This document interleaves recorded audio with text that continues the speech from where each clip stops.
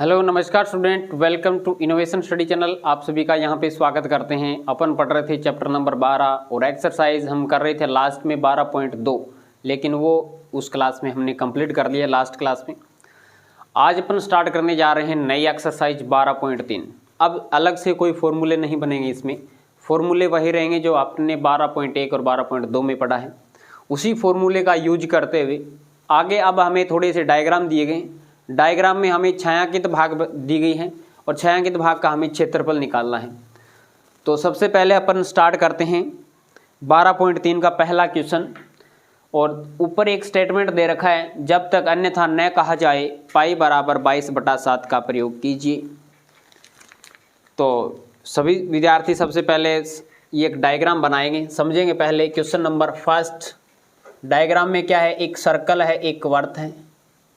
वर्त में ये केंद्र बिंदु है, केंद्र बिंदु से एक व्यास गुजर रहा है, केंद्र बिंदु से एक व्यास गुजर रहा है। और इस प्रकार से ये छायांकित भाग है, ये यहाँ पे शेडेड रीजन है, ये छायांकित भाग है। छायांकित भाग का हमें क्या निकालना है, क्षेत्रफल निकालना है। इसके लिए अपन क्या करेंगे, देखो, जबकि हमें इसमें एक ट्रायंगल भी दिया गया है। इस ट्रायंगल में ये बिंदु O है, O केंद्र बिंदु है, ये R बिंदु है, ये P बिंदु है और ये Q बिंदु है। यहाँ RQ एक वर्त का व्यास है, यहाँ RQ वृत्त का, या ऐसे लिखूँ मैं, यहाँ RQ वृत्त का व्यास है तथा PQ is equal to 24 centimetre, PR is equal to 7 centimetre. तो हमें छायांकित भाग का क्षेत्रफल ज्ञात करना है, हमें छायांकित भाग का क्षेत्रफल ज्ञात करना है। अब अपन समझेंगे PQ का मान कितना दे रखा है, यानी ये दूरी हमें 24 सेंटीमीटर दे रखी है, ये PR का मान 7 सेंटीमीटर दे रखा है। ये हमारे पास में साइड नहीं है, लेकिन अपन इतना जरूर जानते हैं कि कोई वर्त होता है, वर्त के व्यास के द्वारा उसकी परिधि पे बनाया गया कोण 90 डिग्री होता है। तो यहाँ से एंगल बिंदु P पे कितने डिग्री का कोण बनेगा, 90 डिग्री का कोण बनेगा। कितने डिग्री का बनेगा, 90 डिग्री का एंगल बनेगा।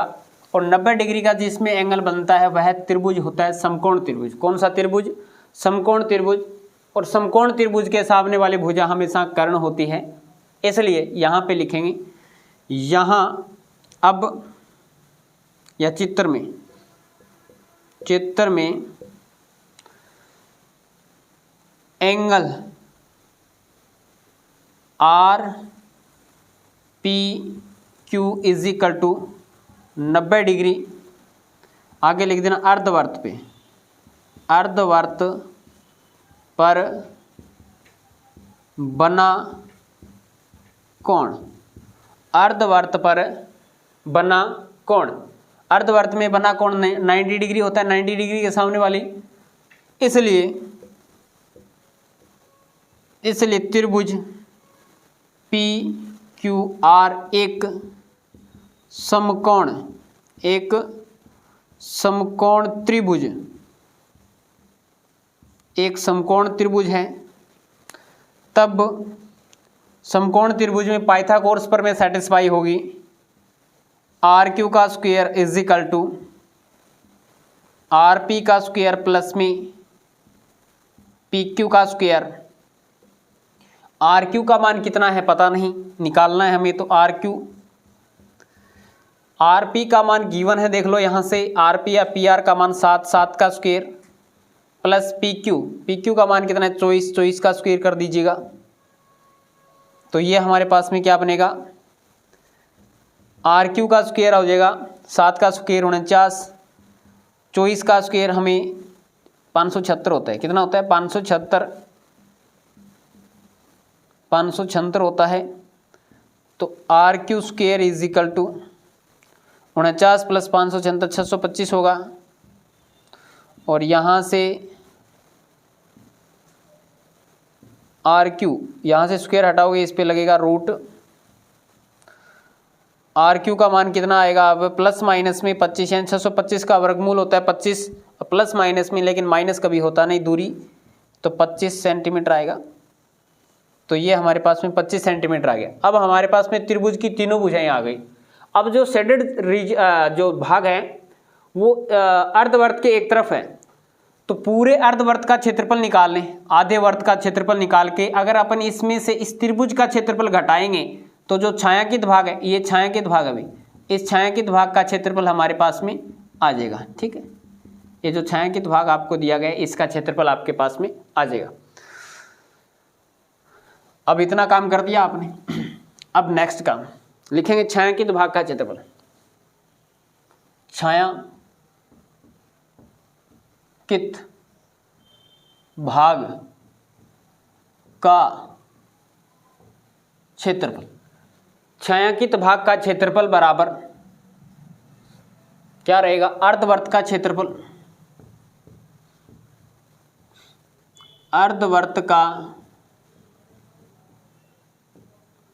माइनस में त्रिभुज PQR का क्षेत्रफल।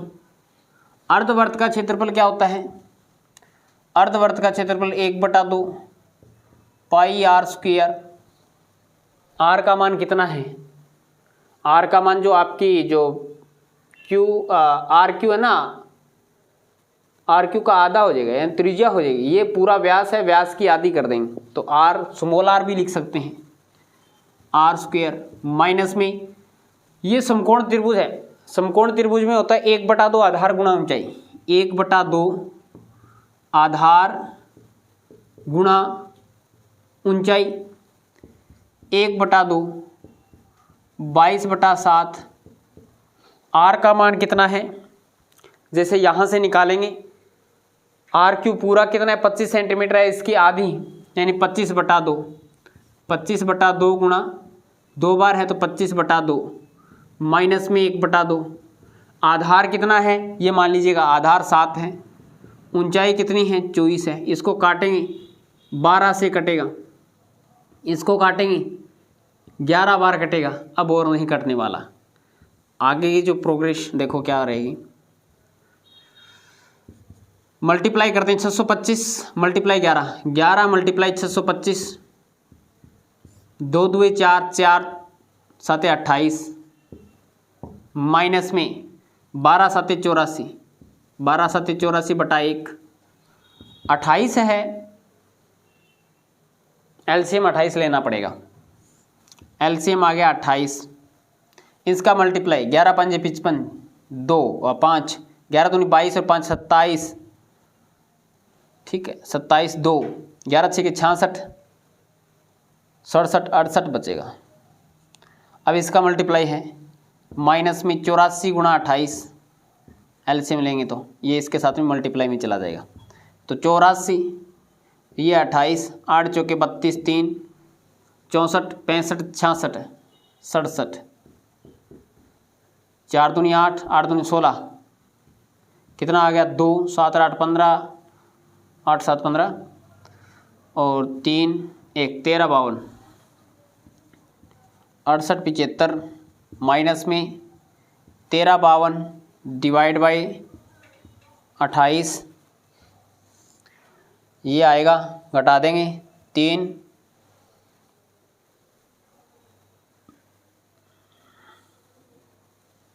अच्छा 1 और 1 2 से 23 52 गया, 23 52 घटाएंगे तो ये हमारे पास में बचेगा 3, 15 में से 5 में से 2 जाएगा 3, इधर बच गया 7, 7 में से 5 जाएगा 2, इधर बच गया 8, 8 में से 3 जाएगा तो 5, 6 में से 2 निकाल देंगे 4/28, और ये क्या आएगा सेंटीमीटर स्क्वायर आएगा, क्या आएगा सेंटीमीटर स्क्वायर आएगा। अब इसमें भाग करोगे तो आपका आंसर आ जाएगा। देख लेते हैं एक बार बुक्स में, अगर पॉइंट में दिया गया तो अपन भाग देंगे, अगर नहीं भी दिया गया है तो इतना ही रखेंगे। 45, 23, 28 सही है। आगे भाग दोगे तो इसमें लगभग आपका जो आंसर है वो आ जाएगा 161.53 सेंटीमीटर स्क्वायर, 161.53 सेंटीमीटर स्क्वायर आ जाएगा इसमें भाग दोगे तो छायांकित भाग का क्षेत्रफल हो जाएगा। समझ में आया कैसे निकाला? त्रिभुज की तीनों साइड निकाल ली, दो साइड गिवन है।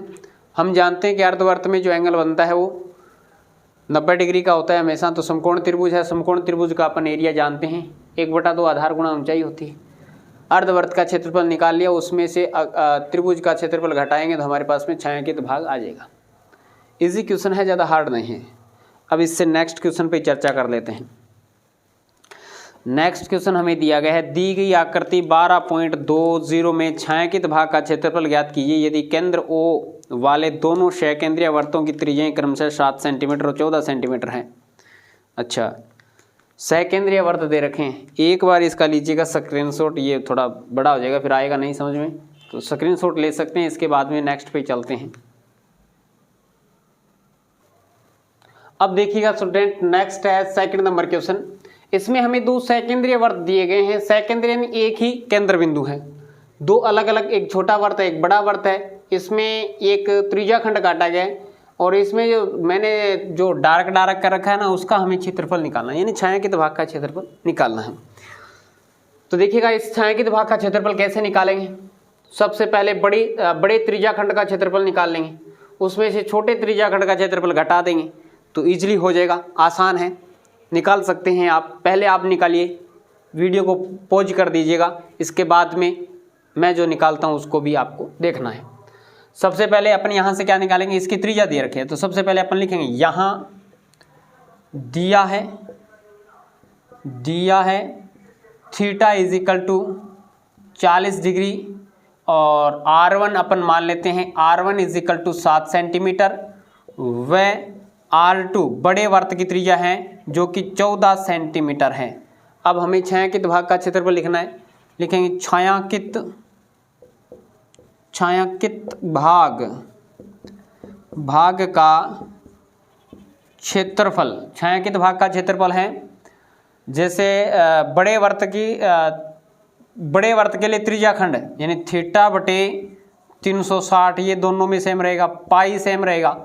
R2 की स्क्वायर, R2 कितना है 14 सेंटीमीटर, R2 की स्क्वायर माइनस में θ/360 पाई R1 की स्क्वायर। अब ये फॉर्मूला, इसमें से जो कॉमन आ रहा है उसको बाहर निकाल लेते हैं। अब इसमें ये तो नहीं दिया गया ना पाई का मान कुछ यूज करना है, अगर क्वेश्चन में अलग से बोला जाता है तो पाई का मान हमें 3.14 यूज करना है, अन्यथा 22/7 ही रखना है। तो मैं इसमें से बाहर निकाल लेता हूँ θ/360 डिग्री गुणा पाई, यहाँ पे बच गया R2 का स्क्वायर माइनस में R1 का स्क्वायर। थीटा का मान कितना है 40 डिग्री अपॉन में 360 डिग्री, पाई का मान है 22/7।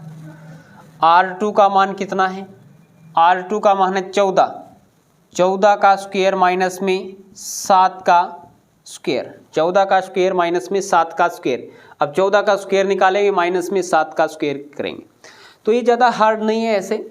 और जितनी ज़्यादा आप प्रैक्टिस करोगे उतना ही इजीली लगेगा क्वेश्चंस। प्रैक्टिस के बगैर कुछ नहीं है, यानी करत अभ्यास के जड़मति होत सुजान, रसरी आवत जावत के सिल पर परत निशान। तो इससे क्या रिजल्ट निकलता है कि जितनी ज़्यादा मेहनत करेंगे, यानी जैसे अपने पहले, आजकल तो नहीं निकालते, आजकल तो बटन दबाते ही मोटर पानी अपने आप बाहर निकाल देती है, लेकिन पुराने टाइम में आपने देखा होगा और अपने मम्मी पापा से दादा दादी जी से पूछ सकते हैं कि पहले पानी निकालने के लिए क्या करते थे, ऐसे रस्सी के सहायता से पुली से अपन पानी निकालते थे। तो वहाँ पे रस्सी आती जाती थी तो वहाँ सिल यानी वहाँ पे पत्थर लगा रहता था दीवार पे, तो वो पत्थर ही घस जाता था। यानी इतनी ज़्यादा मेहनत आपको करनी पड़ेगी तो एक दिन पत्थर ही घिस जाएगा। तो कहने का मीन्स आपको ज़्यादा से ज़्यादा प्रैक्टिस करनी है, और प्रैक्टिस करने के लिए जो आपकी डेस्क वर्क आ चुकी है उसकी मैंने वीडियो डाली है, तो आप ज़्यादा से ज़्यादा मॉडल पेपर निकालने की कोशिश करें, उससे आपका कॉन्फिडेंस लेवल ऊंचा जाएगा। कॉन्फिडेंस आप में बढ़ेगा तो आप ज़्यादा आप एरिया कवर करेंगे, ज़्यादा एरिया कवर करेंगे तो आपको जो हार्ड सब्जेक्ट है वो भी इजी लगेगा। यानी आप में कॉन्फिडेंस होता है, अगर सामने वाला कितना ही बड़ा क्यों ना हो, कितनी बड़ी ही मंजिल क्यों ना हो, जब हमारा कॉन्फिडेंस लेवल उससे भी बड़ा है तो वो हमें उतनी ही छोटी दिखाई देगी, न कि बड़ी दिखाई देगी। तो कॉन्फिडेंस लेवल बढ़ाने के लिए सेल्फ स्टडी करनी जरूरी है। तो अच्छे से सेल्फ स्टडी करनी है, प्रैक्टिस करनी है बार बार। अगर आप 5 गुणा 2 5 गुणा 2 5 गुणा 2 5 गुणा 2 डेली करते हैं तो बड़ा इजी लगेगा, अन्यथा ये भी हार्ड बन जाता है कई बार नालायक। इसको काटते हैं, 0 से 0 कट गया, 4 से काटेंगे 9 बार कटेगा। कितनी बार कटेगा? 1/9। 22 ये तो नहीं कट रहा ना, 22/7 का 7 ही रखते हैं, 22/7 ही रखते हैं, 22/7 रखते हैं। अब यहाँ पे 14 की स्क्वायर है, 14 की स्क्वायर 196, 196 माइनस में 7 की स्क्वायर 49, इसमें से सब्ट्रैक्ट करेंगे तो ये हमारे पास में आ जाएगी 22 डिवाइड बाई 9 मल्टीप्लाई 7। 196 में से अगर 49 घटाएंगे तो ये बचेगा हमारे पास में 16 में से 9 को घटाएंगे 7, 16 में से 9 को घटाएंगे 7, इधर बच गया 4 और इधर है 8, 8 में से 4 निकालेंगे तो 4 बचेगा और यहाँ पे 1 बचेगा। 147, 147 किसी से कट रहा है क्या? कटेगा शायद 3 से कट देगा या 7 से, 7 से कट रहा है। 7 दूनी 14, 7 एकम 7, 3 से काटेंगे, 3 7 21, 3 तिया 9। अब इसको काट देंगे, 22 आता है 154, 154/3 सेंटीमीटर स्क्वायर है।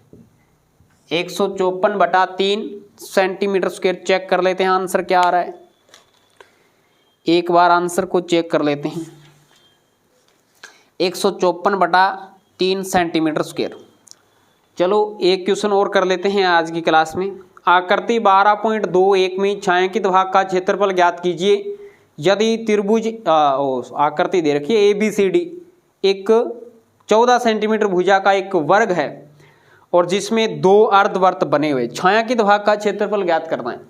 सबसे पहले मैं आकृति बनाऊंगा, फिर मैं आपको थोड़ा नॉर्मली बताऊंगा और बताने के बाद बताना कमेंट करके कि अब तो आप कर देंगे। एक वर्ग दिया गया है, एक वर्ग दिया गया है, वर्ग में 2 अर्धवृत्त है, ऐसे इस प्रकार से 2 अर्धवृत्त हैं, एक दूसरे को काट नहीं रहे, टच कर रहे हैं बस इस प्रकार से।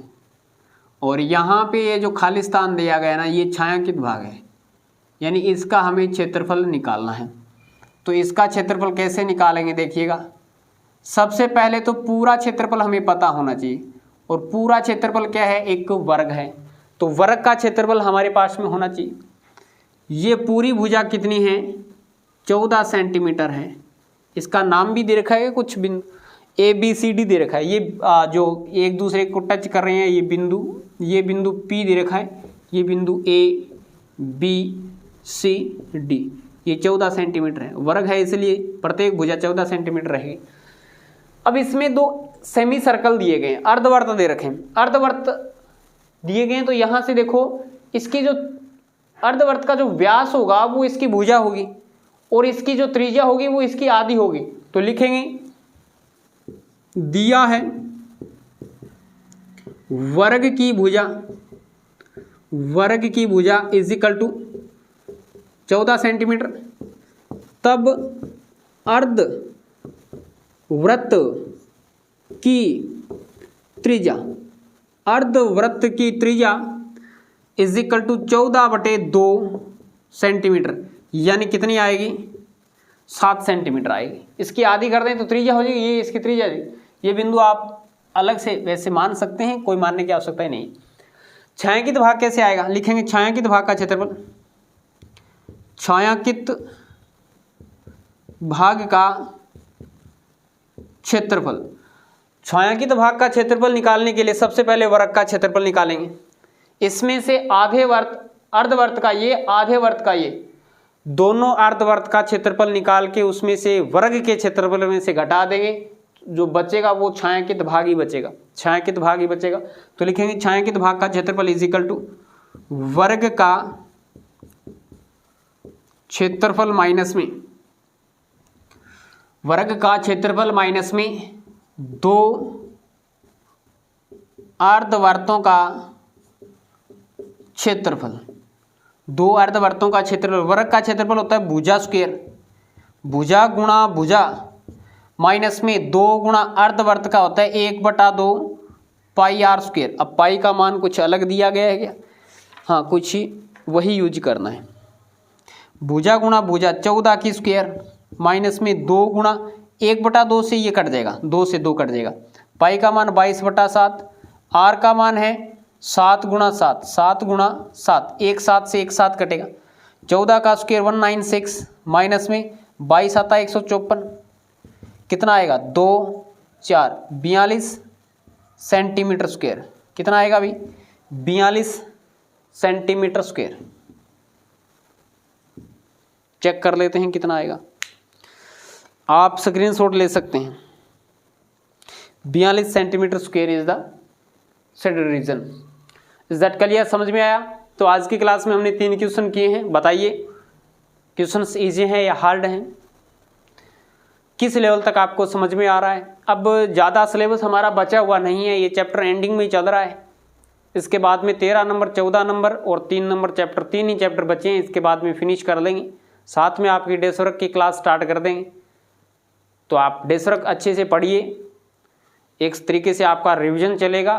पेपर पैटर्न पे दोनों ही डेस वर्क हैं, संजीव की और एक्सीलेंट की, दोनों ही खरीद सकते हैं, दोनों ही पढ़ सकते हैं। अपना कॉन्फिडेंस लेवल बढ़ाने के लिए जितनी ज़्यादा मेहनत करोगे उतने ही अच्छे रिजल्ट आएंगे, उतने ही मीठे फल लगेंगे और फिर फल खाओगे तो बड़ा ही आनंद आएगा।